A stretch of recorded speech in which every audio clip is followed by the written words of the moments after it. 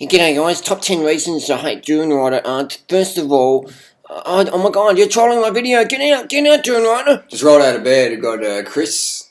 Chris has shared his story here. I'm going to put a link down below to his channel and I'm going to upload his video. Thanks for the shout out, Chris. If you want, I think if this is a good idea, I think this might be a good idea. I always enjoy hearing other people's perspectives. Often in life you do something for so long, you sort of forget other people's experiences or perspectives, so I always find it great to hear this now and then. Actually, often it gives me different insights.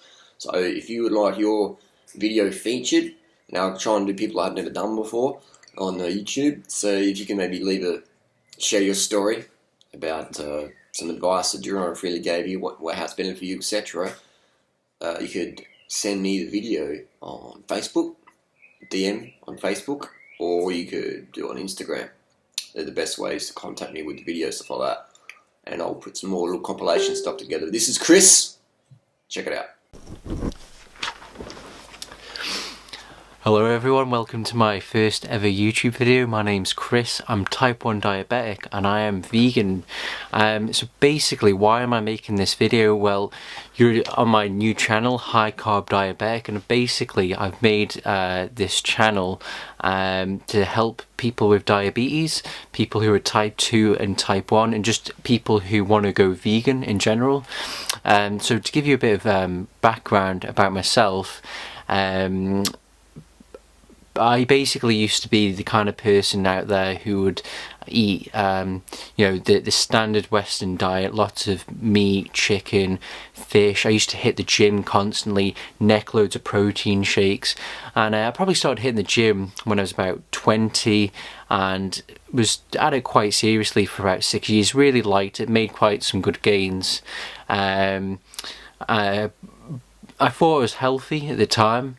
What I was doing, like I used to eat 4 or 5 chicken breasts a day, eat fish every day, 3 or 4 protein shakes a day, absolute joke. And anyway, I started to eventually get ill.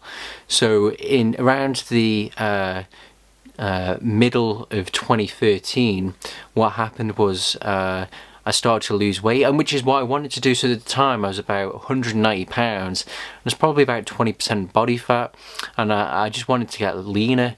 So I started hitting the gym more to do more cardio at night, and at lunchtime I'd hit weights, and sure enough I started to lose weight, and I eventually got down to probably about 170 pounds. I was pretty happy with that, and I thought I'll just leave it at that. And then what happened was my weight began to keep on dropping more and more. In addition to that, I started having really strong cravings for sugar. So at lunchtime I'd go across the road to the local supermarket, I'd buy loads of like sugary yogurts and stuff like that, eat them all day, and I constantly felt really hot, and I'd be drinking loads of water. When I look back on it now, I was probably drinking somewhere like about 6 to 8 litres of water a day, if not sometimes up to 10 litres of water. I was really bad.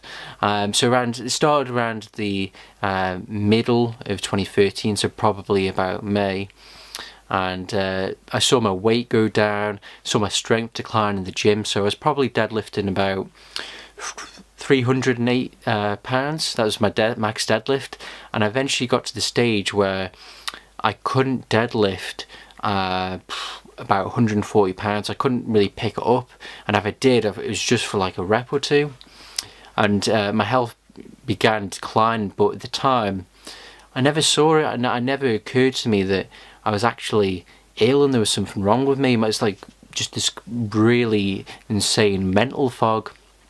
And around about November, December 2013, by the grace of God, my laptop actually broke.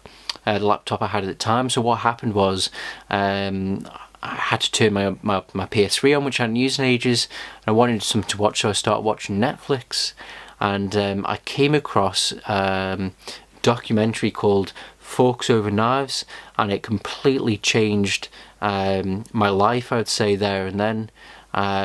Basically, for those of you who don't know Forks Over Knives, it's a documentary, and it follows Doctors T. Colin Campbell and Dr. Caldwell Esselstyn, and basically these two doctors in the US who were working separately from each other at the time. They both came to the conclusion that the majority of our chronic disease, so heart disease, diabetes, cancer, etc., was all caused by food, specifically animal products. And this documentary follows them, and basically the documentary basically shows how heart disease is, one, completely preventable with a plant-based diet, which is basically a diet of no meat, fish, chicken, eggs, milk or dairy, and is centered upon whole plant foods. And what they showed is also that basically people who have plant-based diets, they have much lower rates of cancer.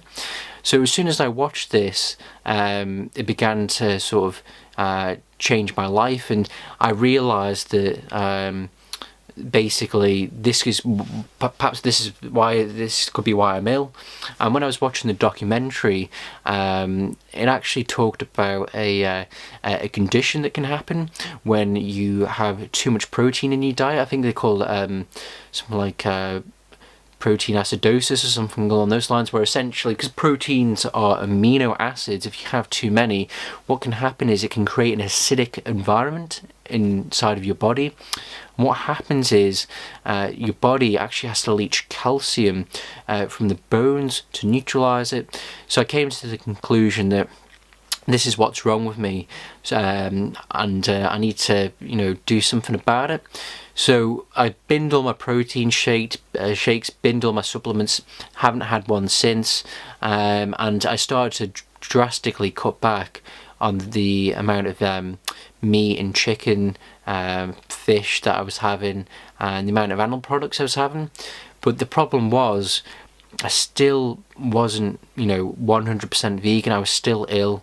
And anyway, to carry the story on further, so I cut out all the animal products, and immediately I started to urinate less. I wasn't quite as thirsty, but I still wasn't right. I mean, to give you an idea how bad I was, I ended up weighing about 10.5 stone. So I'm 6'1". I weighed about 190 pounds. Fair enough, I had about 20% body fat, but I ended up at about 10 stone. 10.5 stone. That's how bad. That's how ill I was. And I don't say this lightly, but if you'd see a picture of me back then, I looked like an AIDS victim. I looked very bad. So anyway, so that's the story so far. So I started to get ill around the middle of 2013. Came into contact with Forks Over Knives December 2013. But the thing is, though, even though it really changed my life and how I looked upon, meat, fish, chicken, it wasn't quite the icing on the cake. It was the bottom of the cake, but I had no icing to finish it off. And we'll continue the story on further before we get there. So in April 2014, I was at a church service, and I saw a relative of mine. Anyway, before the service had even ended, I had to go out the back door, go in through the side, and get myself about 3 glasses of water, because I was just so thirsty. And after the service ended, I think I necked about 3 coffees, because I just had no energy as well. I was just lethargic. And he said to me, "Oh, you probably got diabetes there, Chris." And I was a bit taken aback, couldn't believe that I might have it. And what he said to me really sort of kind of scared me. If it was someone else, I probably wouldn't have listened to them. And by this point, people had already sort of tried to, say, you need to go to a doctor, there's something wrong with you, you're not right. And give you another example, it got to the stage where my trousers were falling down. I didn't own a belt, but beforehand they were always fine, and I started walking around the office and they would just be falling down. I'd have to pull them up all the time because I had no ass, because I just weighed nothing. Anyway, the next day, Monday morning, I went to work, and on the way there we stopped at the pharmacy, and I got one of these diabetes testing kits. And basically the way it works is it tests for sugar in your urine. That's usually a good indication if you are diabetic, because what happens is when you're diabetic basically your blood sugar rises, and this is whether you're type 1 or type 2, and when you urinate on the strip it changes colour as it comes into contact with glucose. And anyway, so I did that and it came back, oh, you're diabetic, this little strip. And I tried to sort of talk myself out of it and say, oh, it might be nothing. Went and did it again, came back again, and work colleagues eventually said, oh, you need to go to the doctor. And I rang them up, told them, and they said, oh, come in on Thursday. Anyway, they called back later on because apparently the doctor heard and he said he wanted me in there within an hour or so. Got some blood tests done. They said, oh, you'll hear back in a few days from now. Got a phone call about 2 hours later, you need to come in right now. And went into the doctor's, and my blood sugar was 32 millimoles. that's how bad I was. So for those of you who are watching who are wondering what's a normal blood sugar level for a person, so a normal person is roughly 4 to 5 millimoles. So millimole is basically a unit of measurement of whatever's being measured per a specific volume of blood. So basically mine was 32 when it should have been 4. So I went into hospital, and it turned out at the time that the lady said to me a few days after, or a week or two after, that when I first went into hospital I was literally days away from collapsing into a coma and probably dying. That is how ill I was. It's crazy to look back on it. And basically what happened then is I started injecting insulin, which is easy. I didn't struggle with it. I thought it was quite cool, messing around, sticking needles inside yourself. So what I did is I started injecting insulin, went home the next day, and with that week actually I felt like death. So I was diagnosed on the Monday, and interestingly I started to feel really ill after being diagnosed. I don't know whether that's some sort of mental thing, because I know that I'm ill now, I've got type 1 diabetes, so you start to feel it, or it could have been a case that I was that I'd hit to the point where I was going to start declining if I didn't have the insulin. So anyway, I started using insulin, but I was still not on a plant-based diet. I was still eating animal products occasionally. So I'd always have milk with my cereal, so I'd have about 200 millilitres of milk with my cereal each day. A couple of times a week I might have some like a chicken curry from the supermarket, a few things like that. So to give you an idea, I had probably an insulin to carbohydrate ratio of about 1 to 10. So for those of you watching, people who inject insulin, they inject insulin to metabolize carbohydrates, and basically when you have a certain amount of carbohydrates you have to inject a certain amount of insulin. So the time my ratio is 1 to 10. So anyway, going on, what happened was I actually started to put weight on, which is a normal side effect of using insulin, and I blew out from probably 10 and a half stone all the way to 14 really quickly. It's not anything you can fight, it's just one of those things, because when your body has been starved for so long of nutrients, it'll force you to to basically eat, and it will compel you to eat, to get the energy in, to get the calories in, to repair the damage that's happened, to build up your fat reserves again. And what will happen is you'll actually get heavier. And if you're interested in that, just Google Dr. Ansel Keys, and I think it's called The Biology of Human Starvation. So anyway, it got to around November 2014, so last year, and I was still eating the animal products, but I was so moved by Forks Over Knives, and I thought I need to do something, but I didn't know what to do. I mean, I still have milk with cereal, and I couldn't get past this this barrier. What do you have for breakfast? Because I always thought, well, it's milk and cereal. And anyway, I started going on YouTube, looking for different videos, trying to find out what can vegans eat. And I came across some guy in England who didn't have a clue, and he's recommended people eat bagels and processed junk food, and I just thought to myself, probably just get cancer eating this processed rubbish the same as I would do from animal products.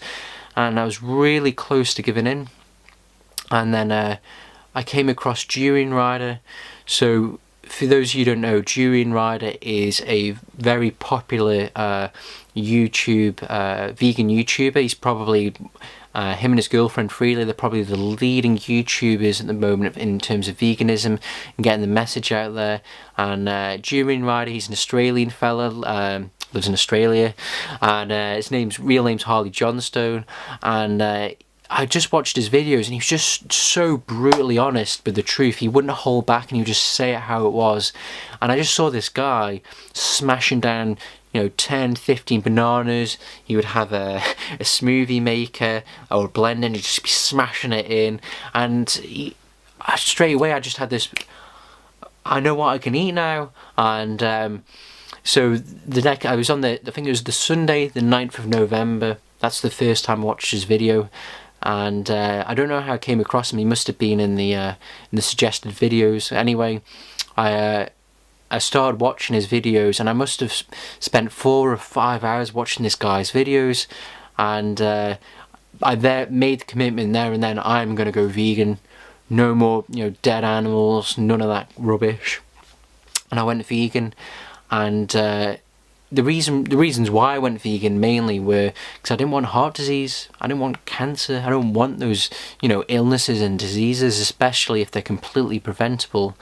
But I never expected it to have any effect on my diabetes, because when I went into hospital, the doctor said to me, type 1 diabetics, there's nothing you can really do diet-wise, to improve the condition, etc. It's all just about, matching carbs to insulin and things along those lines.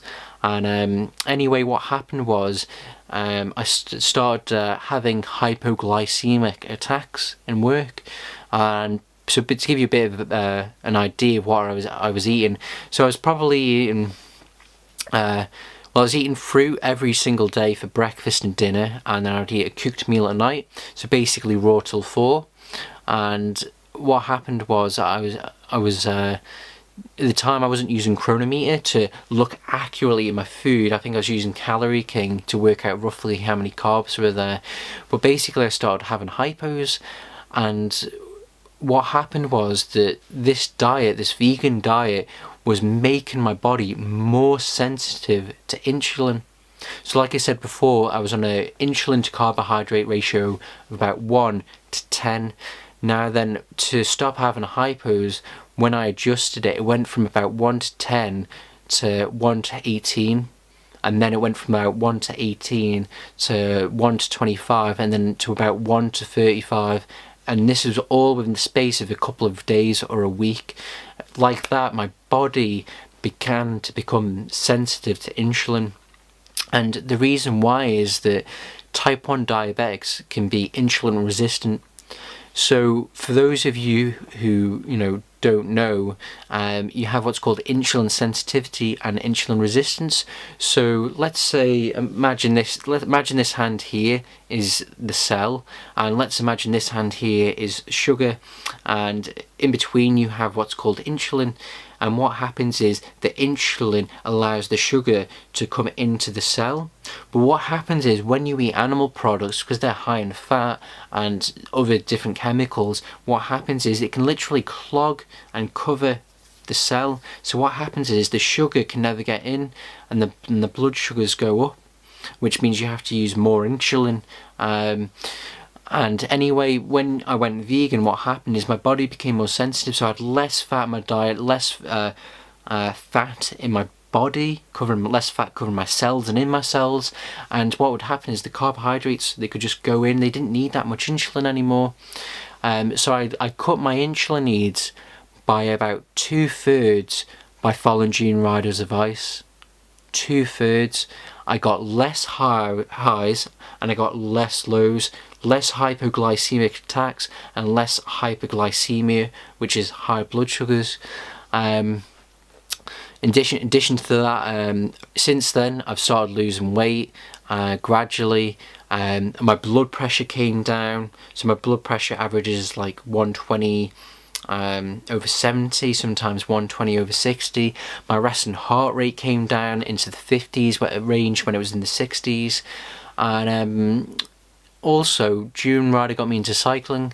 So when I first started watching his videos and his channel, whenever he had any videos about cycling, I was like, oh, I'm not interested in cycling, skip that. Then after a while I was watching his videos and I thought, might be something to this, and I realised, I just looked at it and it kind of clicked, and then I went out, borrowed my mate's bike and started cycling and fell in love with it. And I straight away began to get fitter.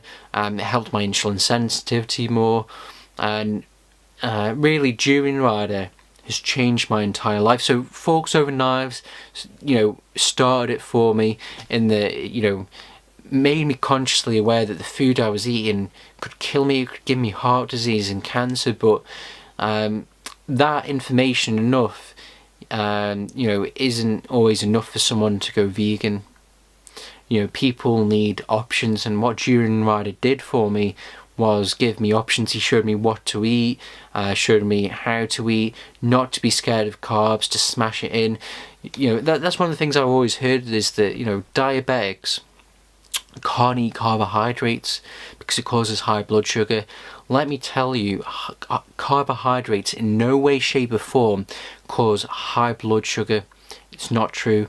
So if you take the instance of someone who's type 1 diabetic, such as myself, which means I no longer produce insulin, my pancreas is, you know, basically gone. Well, it's there, but the beta cells which make insulin are dead.